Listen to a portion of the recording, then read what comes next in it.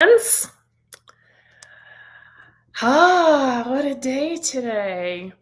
I don't know about you, but spring is very slow in coming in Colorado. I am certainly feeling a very serious winter fatigue going on here because we had it was 23 today in the morning. And for those of you with centigrade, it's like, what is it? -4, I think. Anyway, it was cold, unnecessarily cold. So anyway, I'm not here to talk about the weather. I wanted to check in with you guys and do some live Q&As because we've been having a lot of questions coming in regards to the program that's starting on the 24th, which is our Estrogen Reset Life. And so the reason why it's called Life is because it is going to be a 6-week program that really help you reverse symptoms of estrogen dominance, right? And is going to be with the live support, with a live group, with live Q&As with Dr. Stephanie and I. And I think, the major, I think, shift is that if you're a DIYer, that's great. That's might not be the right format for you. But if you feel like you're confused by where to start, there are so many options. How do I do this diet thing? I want to be accountable. I want to have a structure to the program, right? Then think about joining us for the Estrogen Reset Life because it can really make a very big difference. So, Jen, are we broadcasting? We are broadcasting in our Hormones Balance. Okay. So, sorry. So I'm looking at two separate screens. So that's why I'm not ignoring you, Instagram, and I am not ignoring anybody on Facebook. It's just that I'm doing things two at the same time. So first question that's just come in, will it help with weight loss and digestive issues? I can't lose weight. So I don't want to be over promising anything, right? It's just the question is why are you not losing weight? And if weight loss was easy, we would not have this is a multi-billion-dollar industry, right? And everybody would just have a magical solution for losing weight, because weight loss or weight gain or weight loss resistance can be due to so many different factors, right? And it could be, is it your thyroid? Is it estrogen dominance? Like in a context of weight gain, will manifest in form of carrying a lot of weight around your hips and your thighs, cellulite as well as fat, and it's hard to lose. And so you go in and pound the gym, and you're like in the gym 4 or 5 times a week, and you're working hard, and you're just doing all the things for your butt and your thighs, and it's still jiggly and it's not going away, right? And so that is very hormonal, and addressing your hormones might then help you with losing that kind of weight. Now, if your weight is more around your abdomen right here, that tends to be more of metabolic issues. So things like blood sugar balance, too much testosterone, right? And then addressing blood sugar balance and inflammation might be more important. So yeah, so she's saying I have hips and thighs. Yeah. So, I mean, we all have hips and thighs, but I'm assuming that the weight sits around there.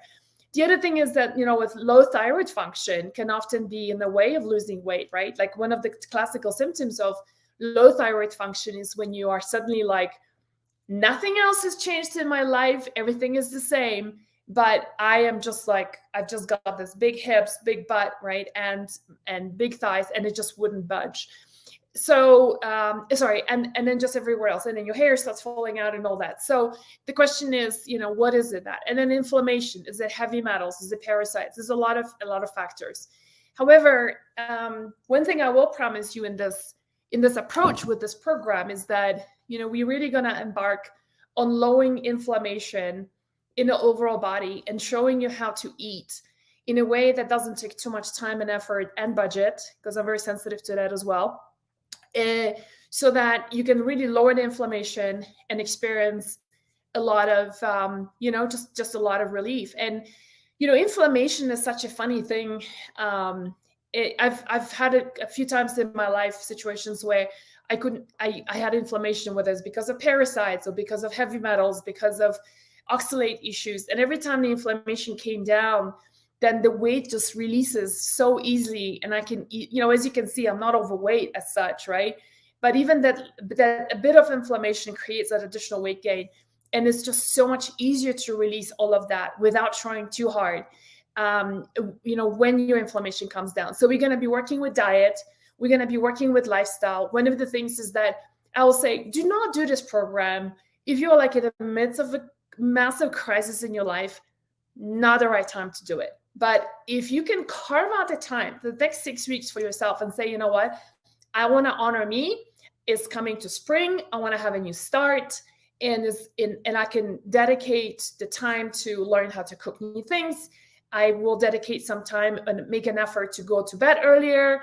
We're going to be talking a lot about sleep and creating a new sleep routine, because you guys, no sleep, no health improvement, period. It's just really as simple as that. I think sleep is one of the most underestimated healing tools in our pocket. So in our toolbox. So we're going to be talking about sleep. We're going to be talking about detoxifying your kitchen and surrounding yourself with products and that are clean. You're going to learn a lot about greenwashing. So companies that tell you they are very clean, but they're really not very clean. And that all of that has an impact on your estrogen and metabolism of estrogen. And when I say estrogen, I'm talking about xenoestrogens here. So I'm going to dive into questions in just a second. But one of the things I want to do, because I think it's quite a shocker for a lot of you, and some of you have heard me talk about this and others haven't. I want to kind of do a recap of of what are some of the symptoms of estrogen dominance, and see whether that is you and whether this, makes sense for you to consider doing the program with us. So we call it the estrogen dominance. I've kind of divided that into two types of estrogen dominance. And I think it's important to understand there's two types of forms of estrogen dominance, because depending on who, which one you have is basically, the course of action is going to be different. The diet is going to be the same, but in terms of supplementation is going to be different. So type 1 estrogen dominance is when your estrogen to progesterone ratio is off. Okay. And the symptoms there would include things like mid-cycle spotting, anxiety, really poor sleep, meaning that it's hard to fall asleep and then stay asleep. And then, and then feeling a lot of anxiety. You could also be libido with low progesterone. So those are some of the biggies. And then type 2 estrogen dominance is when your body is producing too many dirty estrogens versus clean estrogens. And that can be, in terms of symptoms, actually all of the symptoms I'm going to read in a second can be contributing. Could be the manifestation of that. And the course of action then will be different, because then you are looking at supporting your liver in breaking out those estrogens to clean estrogens and dirty estrogens, right? So of course you want to produce more clean estrogens. And so then the support will be more in the liver with things like milk thistle, DIM, calcium D-glucarate is a big one, and broccoli sprouts and stuff like sulforaphane, and so on and so forth. The first type of estrogen dominance, the help comes more from progesterone, right? So you can do chaseberry, you can do some supplements to help your body produce its own progesterone, or you can go straight into bioidentical progesterone supplementation. So let me just read you the symptoms. And one thing that could be super helpful is that if there are women in your life, whether it's your family, your friends, colleagues, who are struggling with this kind of stuff, and they're interested in natural medicine, meaning they are kind of like, they actually believe that diet can make a difference. They actually believe that supplements can make a difference. They don't diss it. Then tag them in either on Instagram or on Facebook, on YouTube, and then tell them about this, because this really can be transformative in a woman's life. So let me read you estrogen dominance symptoms, and I got them categorized by different changes. So cycle changes, first of all, right? And so you guys, if you're experiencing any of these, then just you can just put yes, or just put there me if it's comfortable for you to share. So cycle changes, mid-cycle spotting, painful periods, PMS, heavy periods, scanty periods, irregular periods. Irregular periods are very common in perimenopause. And by the way, when you're going through perimenopause, one of the ways to really sail into menopause and sail through perimenopause is to correct your estrogen dominance. Once you do that, you will see the whole range of symptoms just becomes a lot more manageable. Next category is inflammatory, hot flashes, allergies, autoimmune diseases. How many of you here have an autoimmune disease like Hashimoto's, celiac disease, even alopecia, hair loss, right? Like you got these patches on the head. Graves' disease, another thyroid condition, right? Ulcerative colitis, fibromyalgia, right? Those are all correlated. Those are all autoimmune diseases that are very often correlated with estrogen dominance because excess estrogen can be highly inflammatory, contributing towards autoimmune diseases. So many people have allergies. So many women report allergies, and their symptoms of estrogen dominance getting worse during times of allergies. We talked about this like a month ago and how to reduce allergies. So then uterine changes. So hey, you guys, fibroids. Like we have a product coming out in September for fibroids, and it's a real problem because so many women are losing their uteruses because of fibroids. Uterine polyps and endometriosis, right? Endometriosis is more of a younger women's issue, but what I have seen a lot is women who struggle with endometriosis in their younger years then are having they're having issues with other estrogenic issues further down the road, such as, for example, they develop gallbladder problems or breast cancers as examples. By the way, Jenny's asking, is it possible to have both types of estrogen dominance? Yes, very good question. You absolutely can have type 1 and type 2 at the same time, meaning low progesterone to estrogen ratio, and then you also are experiencing production of too many dirty estrogens. Absolutely, great question. Now, next category of symptoms of estrogen dominance is cognition and mood. So brain fog, depression, irritability, mood swings, anxiety, headaches, or migraines, particularly before your period. I cannot tell you how many women have told us, especially those who have done the program in the past, that the changes they have made have saved their relationships. Because the truth of the matter is that most of us are not nasty bitches. Like no one here, most of us are, or at least aspire to be kind and even leveled and grounded individuals who are there to really, be a good person.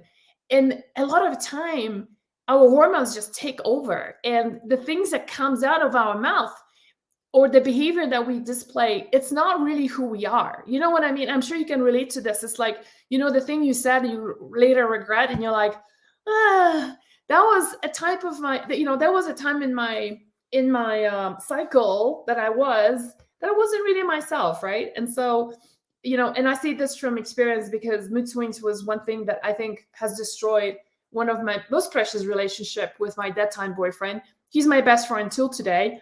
But the relationship fell through because I really screwed up. I was mean to him. Okay, next one is sleep category. So sleep troubles, so trouble falling asleep, trouble staying asleep, and then reduced deep sleep. So staying asleep is like one of, many of you here will say, especially for those of you who've studied this topic for a long time, will be like, yeah, it's a liver function. And it's true, it can be. But it's also, I think it's more complex than that. So let's not be like a parrot and just repeat every time, like it's your liver, it's your liver, it's your liver. Because a lot of times people work on the liver, or women work on the liver, and they still wake up at 2:00 in the morning and go back to sleep. So it's not just that. It could be progesterone actually plays a huge role in the quality of your sleep. So does magnesium, and so does a lot of other things that we tend to get depleted as we age. And so we're going to be addressing all of that during the estrogen reset program. And so correcting that is important. So that's the type 1, right, of estrogen dominance, when your progesterone to estrogen ratio is off and you have a trouble falling asleep. Next one is reduce deep sleep. See this ring that I'm wearing here? It's called Aura Ring. I love it because it really helped me understand what kills and what supports my deep sleep. Deep sleep is important in women because this is the time when the brain shrinks and it creates passages and space for the lymphatic system to actually flush out toxins. There's a big correlation between sleeplessness and Alzheimer's disease. And I don't need to tell you, how different your day is when you had a good night's sleep versus you had a horrible sleep, right? You wake up and you're just not the same person. So, but deep sleep is particularly impacted by progesterone as well. So that's another thing to correct. Digestion, so gallstones and gallbladder problems or removal. So estrogen dominance can lead to thickening of the bile, and then the thickening of the bile creates or contributes towards creation of gallstones, and that results in you having your gallbladder removed.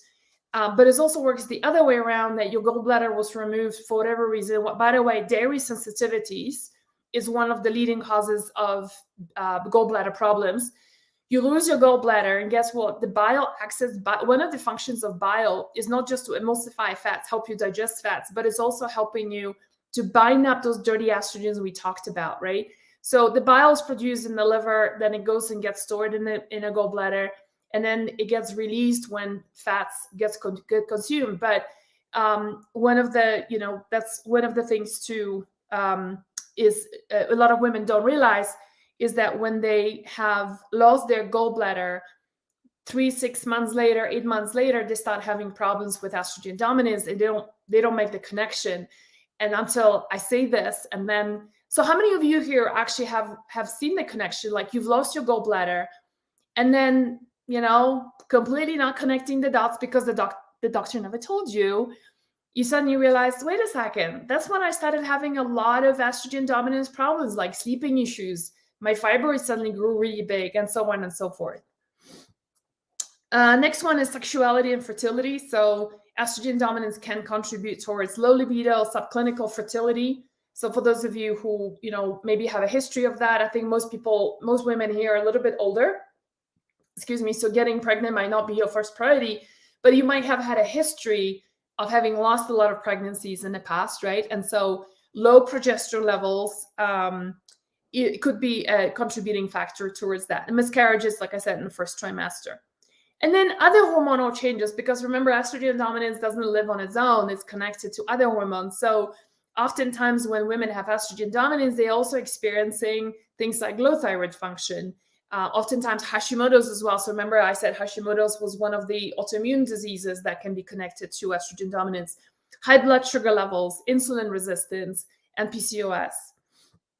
In fact, a lot of women with like PCOS or history of PCOS have high testosterone, and high testosterone then converts to estrogens, right? So it's not uncommon for a woman to have PCOS and then having estrogen dominance at the same time. So kind of a double whammy. Cancers and nodules. So, so estrogen receptor positive breast cancer, but also surprisingly, progesterone receptor positive breast cancer is actually, the progesterone receptor gets overstimulated by excess estrogen. So it's not the progesterone, unless you were taking progestin, which is not recommended at all. But a lot of women get freaked out by progesterone, including bioidentical progesterone, without realizing there's actually estrogen that upregulates the progesterone receptors.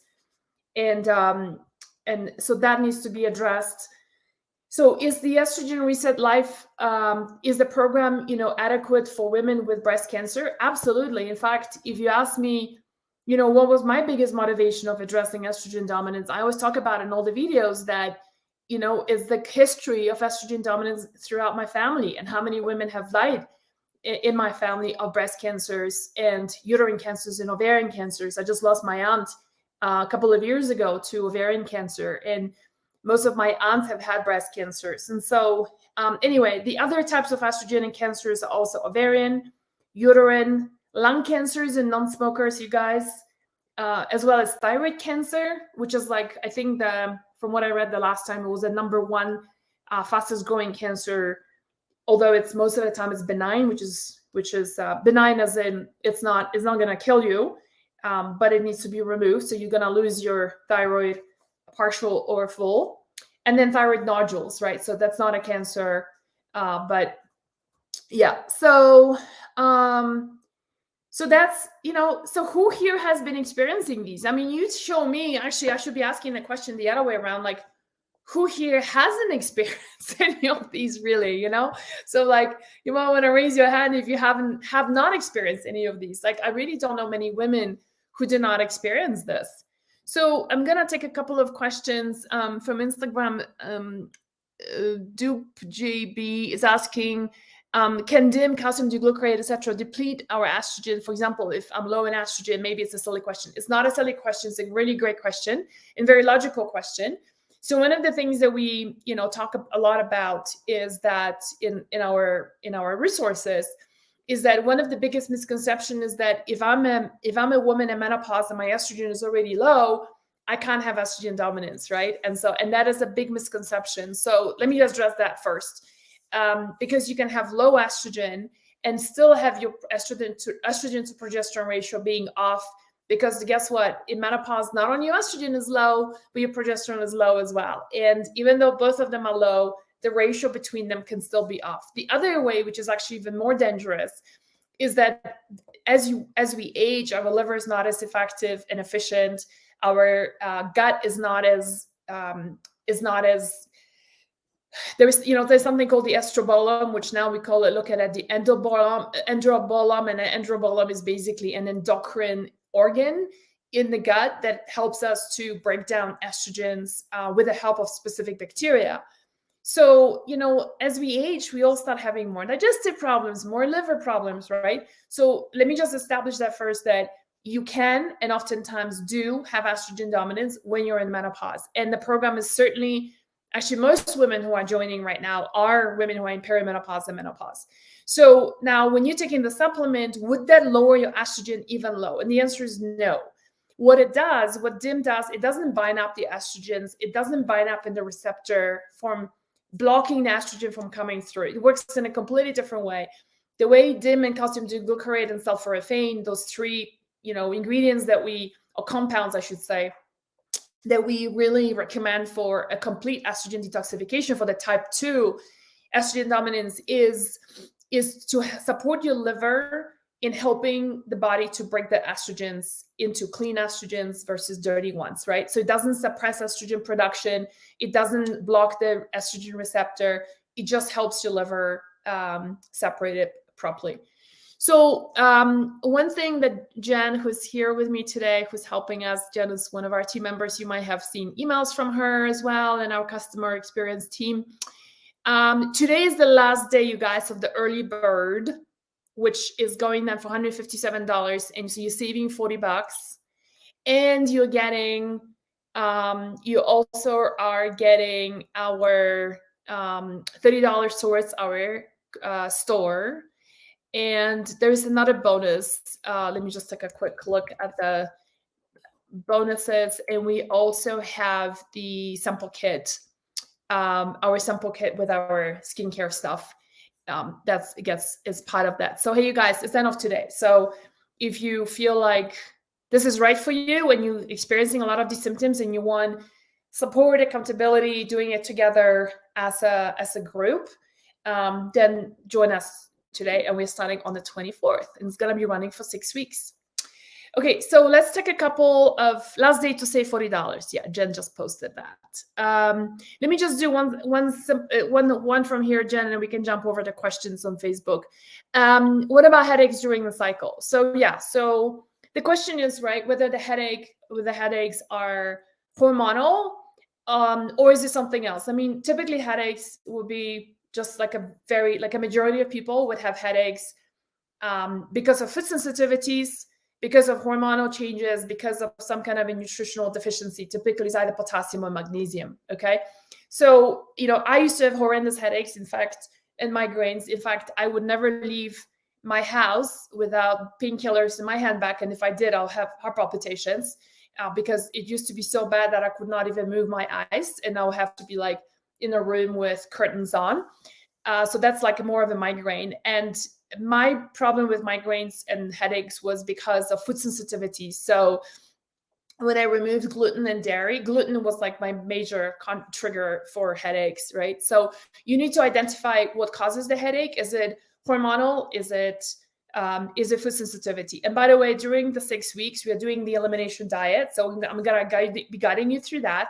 We're going to be eliminating all the highly inflammatory foods like gluten, dairy, soy, corn, eggs. And then you're going to learn how to reintroduce these foods and listen to your body on when the food is your friend or maybe it's your foe. And then you'll kind of know whether, is the headache, when I'm reintroducing, for for example, eggs or dairy or corn or gluten, or I have no reaction at all. That's great. And then but then you start seeing like, oh, I've got headaches, every time I'm ovulating, or it's just before my period, right? So then it becomes more cyclical. So let me see. Okay, Jen, why don't we jump over to Facebook and then take some questions there?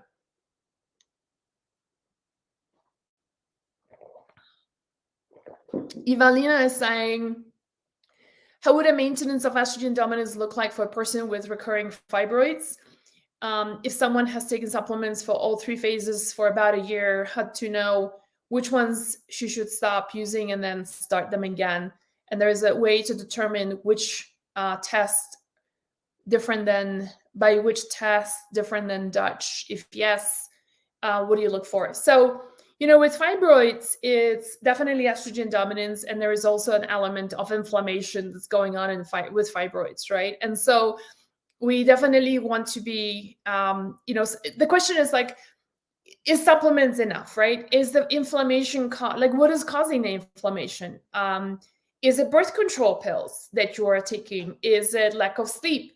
Is it some stressors? Is it low progesterone, right? I mean, there's so many things to look at when you look at it from a perspective of estrogen dominance. It's just, I feel like supplements is just one of the things in the toolkit. There's so many other things you can try. The other thing is also, besides supporting your body and breaking down estrogens, the other thing you can consider is adding nattokinase, which is a kind of an enzyme that chomps down the fibrin tissue, which is what fibroids are made of, and that can help. Help a whole bunch. Okay, let's do another one. Can estrogen dominance cause severe headaches, as I only get them as I change from compounding estrogen to estrogel? Yes, it can, definitely. And so, when you say estrogel, I don't know what that is. The question is it synthetic or bioidentical? That's something that to be really mindful of, and is then looking at how is your body breaking it down, right? So somebody was asking about testing just now. So apart from Dutch, I really think that Dutch is the golden standard for hormone testing, because it shows you how you're breaking down estrogens. It shows you your progesterone estrogen ratio. It shows you your melatonin levels. What other things to test for is also things like, CRP. So you're looking at your inflammation, right, through the highly sensitive CRP, your vitamin D3 levels, your magnesium levels. I mean, those things can really help with headaches. And, but the thing that I will look at, Deirdre, is what kind of estrogen is that? Is it bioidentical or synthetic? And making sure that you're always doing bioidentical estrogen. Second thing is looking at progesterone as well. A lot of times, I don't know why women only put on estrogen, even if it's compounded bioidentical, when we need to level this out with progesterone as well. A lot of practitioners have a very myopic look at things and say, why give you progesterone? Are you planning to get pregnant? It would be like in this dismissive, horrible way, right? Of like, are you 52? You want to get pregnant? And, it's so myopic and so dismissive, because the fact is that progesterone is not just for women who want to get pregnant. I mean, yeah, sure, the word progesterone is progestation, and it surely is at the highest, it peaks at the time when we are most fertile. However, progesterone also helps us to fall asleep, to stay asleep. It helps us to protect us from cancers. I'm talking about progesterone, bioidentical progesterone, not progestin, you guys. It helps our vaginas to stay nice, and it helps us with actually with the brain as well. A lot of people who have TBI, so traumatic brain injury, progesterone is one of the hormones that actually brings the inflammation down in the brain. So it's hugely important for us to function properly. And just because you lost your uterus or you are not planning to get pregnant, there's no reason to dismiss progesterone. That's the reason why so many women's lives has changed ever since they started taking progesterone. So that's another thing to consider. Okay. I sleep deep and feel so rough in the morning. Yeah. So, the question is, how do you, when you sleep, it's also like, what is the depth, the length of your sleep, right? And, we're going to be doing some exercises on sleep, that a checklist that I'm going to give you guys to start ticking off. It's the sleep, you can be sleeping deep, but then the question is, what is your body doing this time? So if you have something like the Aura Ring to tell you a little bit more, it's one investigative tool. But if you don't have, the desire to get a ring, then the other thing, is to look at is, what do you eat before sleeping? What do you drink before sleeping? What is your magnesium levels, right? And so on and so forth. So those are some of the things I will be looking at. Let's see. I will do, let's see.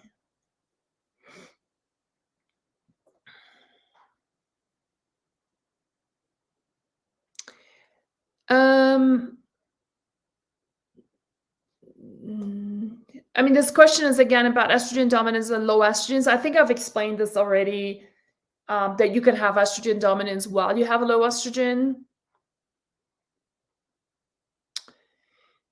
Meredith is asking, can you tell us which test to get to discern what our estrogen and progesterone levels are? Yeah, so the golden standard will be Dutch, DUTCH, and not all practitioners are trained in it. So try to find a practitioner who can help you with. You can order it yourself. In fact, you can even order it from us. There's some special discount for our group, but the bigger issue is the interpretation of the results, right? So that is something that's quite important, to find somebody who can help you figure out what all of this means. That's definitely my golden go-to, because that's gonna show you how you're breaking down those estrogens, and that's hugely important. The 2,4,16 hydroxyestrone. It also shows you testosterone levels, DHEA, melatonin, and cortisol, and all that. So it's a really great test. The other best next would be saliva testing. I like that test a lot, especially because the progesterone numbers are more accurate than Dutch. But the problem with, thanks, Jen. Jen just posted a link, you guys, on where you can look at Dutch test. And for those of you on Instagram, you can just go to our website, hormones with an S, hormonesbalance.com, and there is and just look for Dutch test or testing. And so saliva is gonna be a good one. My challenge with saliva is that it shows you type 1 estrogen dominance, which is your estrogen to progesterone ratio, but it's not gonna show you your how you breaking down the metabolites of estrogen, right? So you clean estrogens, dirty estrogens. It doesn't show you that, and I feel like that's, in my opinion, that's a one big missing piece, because if you have, for example, a history of estrogenic cancers in your family or personally, then understanding, I think, the ratio of progesterone estrogen is one dimension, but the other thing is you also want to make sure that you're breaking down those estrogens really correctly. See, like, for example, for someone like me, where I know that genetically I've inherited genes from both sides of the family, making me extremely slow in estrogen metabolism, right? And I can feel this, like, if I don't behave myself for a month or so, I end up getting lumpy boobs. My periods are just terrible. I get a lot of headaches. I mean, all the symptoms of estrogen dominance, right? So thank goodness I just do this occasionally. But if I was to live like this every day, I'd probably be a statistic in my family, which means I would have probably lost my uterus by now, because that's the history of most of the women in my family. So, for someone with a history like that, I want to see how I'm breaking down those estrogens, because one of the genes that codes for an enzyme that helps you break that estrogen is the COMT gene. And in the Dutch test, it shows you the COMT gene and what it does in helping you, especially if you have estrogen dominance problems. COMT is typically slow. So you have a slow COMT gene, and you can upregulate it by supplementing correctly. And so that shows you that whole path, and until, like, all the way down to the bottom of the page, like the 16 hydroxyestrone, and how the COM gene. And so even though mine is slow, because I do support it correctly, I do not overproduce any of the dirty estrogens. Okay, so which saliva wouldn't show you. Blood, don't even waste any time and effort on this. Blood is great for thyroid, for your blood sugar levels, for your D3, magnesium, all your liver panels, your CMP, all of that. That's great. Not for steroid hormones. So steroid hormones would be cortisol, testosterone, DHEA, progesterone, all the estrogen and metabolites, right? So that's where we are with that. Okay, let me see.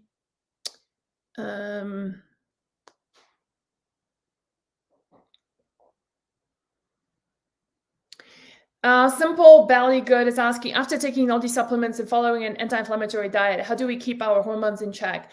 Look, here's the thing, right? Like, I mean, it's like asking, how do you keep your teeth clean for life, right? And healthy. I mean, you do what you need to do, right? You brush your teeth, maybe you do oil pulling and put some probiotics in your oil pulling or whatever, right? And so you can't just like do a program for 6 weeks, clean up your act, and then kind of go back to, being inflamed and unhealthy. I mean, and expect to have no consequences. I mean, I don't know how to answer that question. I mean, I think you just continue doing what works. And the other thing is that I think everybody has a different threshold, meaning, before kind of regressing, right? For some people it's like just having a glass of wine. Okay, let me also share something with you guys. Ever since I got COVID 2 months ago, I developed an aversion towards alcohol. I just cannot look at alcohol. I've had dinner parties in my house. I had dinner with my friend last night. People will be drinking in front of me, and I'm just like, no, thank you. But no, I just do not even want to look at it.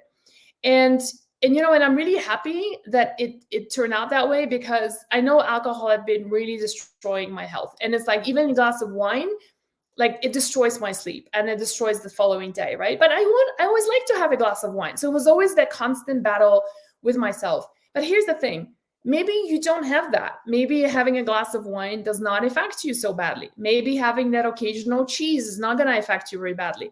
But if it does, and it gives you just horrible symptoms coming back on, then you need to back off if you want to honor and respect your body. So I think the question is, is really finding what is tipping you over. And as I think there's a lot of love and self-respect that goes into treating ourselves well, that goes with a lot of healing. I have noticed that a lot of women intellectually understand we were supposed to take care of ourselves, but a lot of times we don't. And that comes from whatever history of maybe trauma or, some kind of self-loathing, lack of love and respect for oneself, right? And so it's really, it's for you to figure this out. I can give you the tools.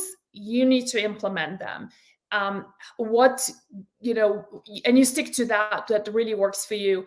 Unless you want to get sick again, then you go back to your old ways. But that's not that. I'm hoping that's not. You're going to be inspired enough to continue going. And like one of my colleagues in the past said, we get addicted to feeling good. And it's like, now I'm just like, I'm addicted to feeling good. I'm addicted to, you guys, I'm getting like 2.5 hours of deep sleep every day, according to Aura, ever since I stopped drinking alcohol and post-COVID. And I'm just like, I'm addicted to feeling that good, waking up and being so refreshed. And I'm thinking like, screw this whole booze thing. Like, I can be happy without the alcohol, and I'm going to continue living this way as long as I can, because it makes me feel really good. All right, let's move on to Catherine saying we need to own our bodies and listen to them, and they reward us for doing good and warn us before going into survival mode. Absolutely. Endometriosis and constipation, Sharon is asking. That's a good question. So thank you for that question. So constipation, you kind of know how much something is a problem in the United States when you walk into a pharmacy, right? And then you go like, let's see how many drugs are there for this specific problem, right? And in the US, they go into like CVS or Walgreens or whatever, right? And you're like, Whoa, that's a very long line of things for all the digestive issues. That kind of tells you people are having a lot of digestive issues, and like half of that aisle is just for constipation, right? So taking laxatives is not the solution. Figuring out what causes the constipation is going to be vital for your hormonal health. And I'm glad you asked that about in the context of endometriosis or estrogen dominance as an overall, because one of the things, the problem with constipation, you guys, is that when you're constipated, you're recycling those dirty estrogens over and over again instead of pooping them out. The way hormones work is that your body produces them. You produce them in your ovaries, adrenals, fat cells, your abdomen fat, visceral fat also produces estrogen. They go into doing the work. They attach themselves into the receptors, get into the cell, do the work, and then when it's done, those metabolites get released back into the bloodstream. They go through your liver.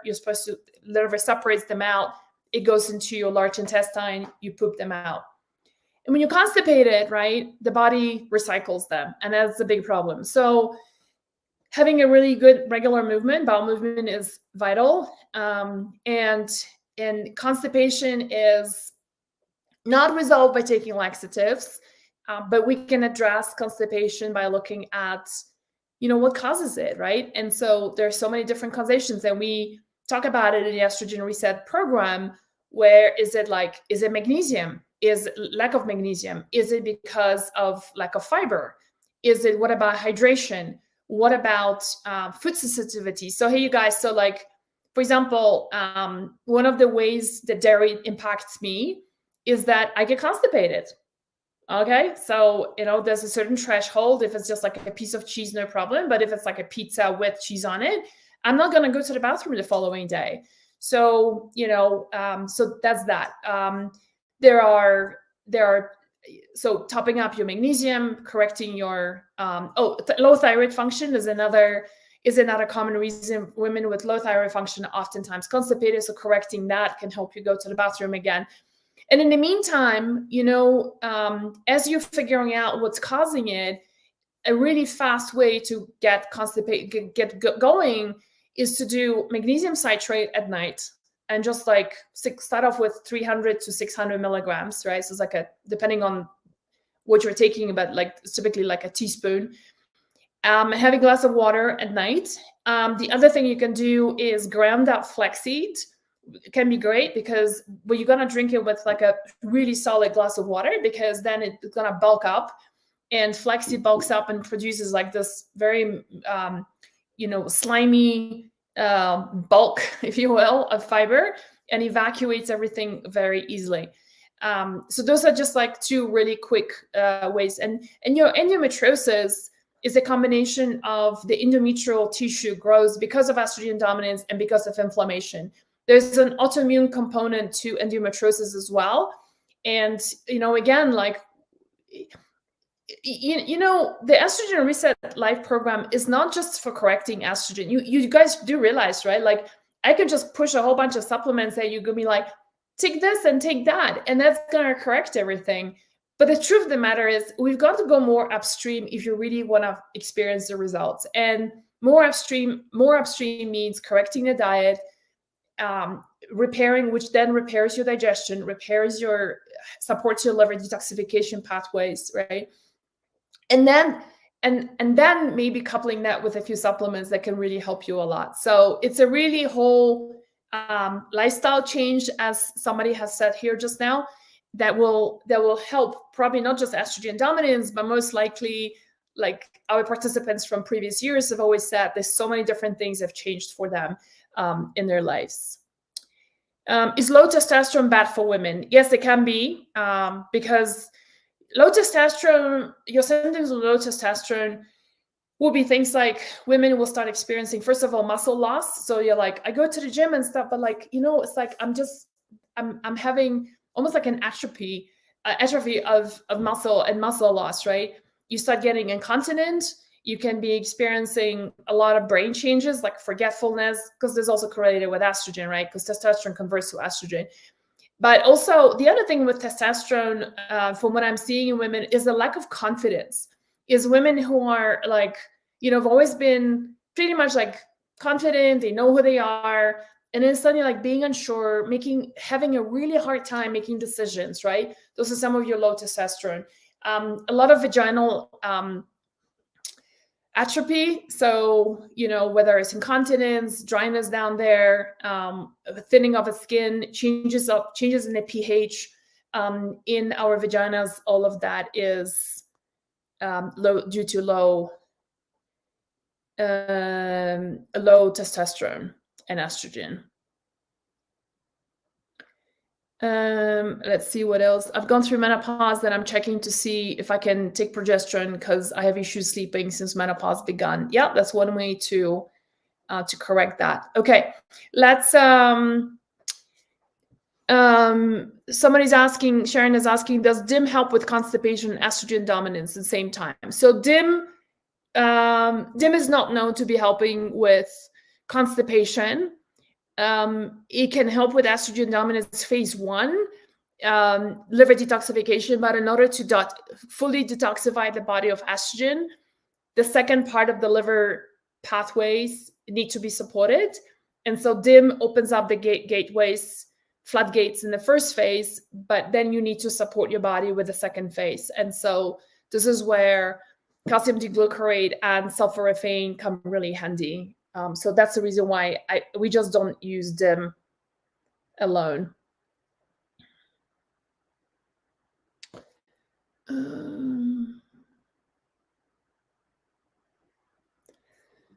Low fibroids, heavy periods, low iron. Yeah, it's typical. And you can fix that. Is it best to stop all dairy, build up too much estrogen? Yes, during the program, we're gonna be stopping all dairy, and then you can reintroduce dairy. Different types of dairy will give you it might give you different effects. So, there is cow, there is sheep, right? There is fermented dairy that has no lactose in it whatsoever, such as hard cheeses. There's fermented dairy. So it could be that you are having like you can do, say, Parmesan Reggiano cheese, but you would not be able to drink milk because it bloats you. And it really, honestly, seriously, like, we're not babies anymore. Please don't drink milk. I mean, that's just like, this is for babies. We are adults, so you really should not be drinking milk. How do you increase naturally testosterone? In women, you do that through supporting your adrenals. Because in women, we produce testosterone in our adrenals. How do you use the progesterone cream if your periods are irregular? Just turned 50. You use it in a way that is away from your period. So just as you have your period, you don't use it, and then you use it throughout the days that you don't have your period. How do you increase low thyroid function that's causing constipation? You need to, first of all, rule out if it's Hashimoto's disease by doing the TPO and anti-TG antibodies test. Insist on those. Or you can go to a website like ours and order it. Because if you have Hashimoto's, it's a different treatment versus having just low thyroid function. Most people have low thyroid function because of Hashimoto's. So addressing Hashimoto's first is the most important thing. And it all starts in your digestion and starting with the elimination diet. Okay, let's do one more question, Jen, before we wrap up. I've got a doctor appointment today. I do go and see doctors too. Mine is, believe it or not, COVID created so much of lung infection for me that I was coughing so hard, it actually kind of dislocated my some parts in my body. So, all right. Violetta is asking, I love your progesterone cream, but could you please advise on how to use it when having kids? So you do it at night when you go to sleep. If you want to do it, so progesterone at night can help you sleep, right? Progesterone during the day can help with anxiety.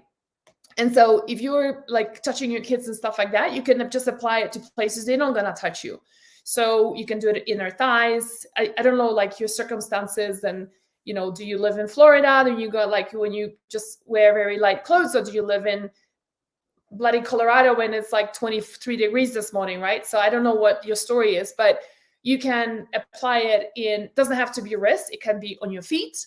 then put socks on. It can be behind your neck, it can be right here, it can be on your inner thighs, it can be on your abdomen, right? So just put it in places that kids would not access that spot. And that applies to your partner as well. So one thing important to remember about progesterone is that, you know, guys most of the time don't need additional progesterone. So just be mindful of that, and don't rub your progesterone on your partner, because he's not gonna grow boobs, but he's gonna have other issues. So, all right. Well, I hope this is helpful, you guys. I hope to see some of you at our Estrogen Reset program that's starting on the 24th. And we are having, today's the last day to save $40. So, you know, tomorrow is going to go up to $197. It's still today is $147. You get all the bonuses and stuff. You can check it out on the website. If you were watching us on YouTube, on Instagram, it's in the bio link, as it would be. And then if you're watching us on Facebook, it's all over the page. So that's all I can say. We've been posting it and Jen, did you post the link to the program? Let's just maybe do that. So anyway, I hope this is helpful. I really believe estrogen dominance is such a core issue for so many women. The chances are that if you correct that, so many other things improve as well. In fact, one of the things, one of the banners that I put up on social was, you have 20 symptoms, you change your diet, and 18 go away. When I was a beginning nutritionist, I had private clients and they'll come with this long list of symptoms, right? And then I'll be like going after every one of them. Be like, oh, for ringing ears, we do this. For pimples on her face, we do this, right? In recurring UTIs, we do that, right? And it can be extremely overwhelming. I don't need to tell you, like if you have 5 symptoms and you try chasing every symptom, it can be extremely overwhelming, expensive. So what I have learned is to go more upstream. Instead of stop chasing symptoms, go more upstream, correct your diet, rebuild your digestion, support your liver and optimize your liver detoxification pathways. Let's correct the sleep, get your bowels to move correctly so you don't ever have constipation. And that estrogen dominance will kind of resolve itself, but most likely if you follow the protocols, a lot of other things will start resolving as well. And so the diet, the protocols and the recipes are really simple. They are different from, if you have my book, Overcoming Estrogen Dominance, is different from, let me just show you the book. I was just doing some photography this morning. This is my book, Overcoming Estrogen Dominance. So the recipes in the program are different from the book. You're having life support. You're having a separate online group that is only for women who are going through the program. There's Dr. Stephanie and I guiding you through the program and doing live Q&As every week except for one. And it gives you 6 weeks where we're giving you time to prepare, embrace the beginning, because it can be a little bit overwhelming, to give you time to go shopping, stock up all the right things, and then start from like a real place of, feeling prepared, feeling excited. So I really hope that this is something that is gonna really help you. First of all, I really hope that you can find the 6 weeks for yourself and really carve out the time. Stop saying you don't have the time for it. And, it's not a holiday season right now. It's not, most people are not traveling yet. It's not a summer season yet. We're on vacation. So hopefully, it's something you can carve out the 6 weeks for yourself to really help yourself. Okay.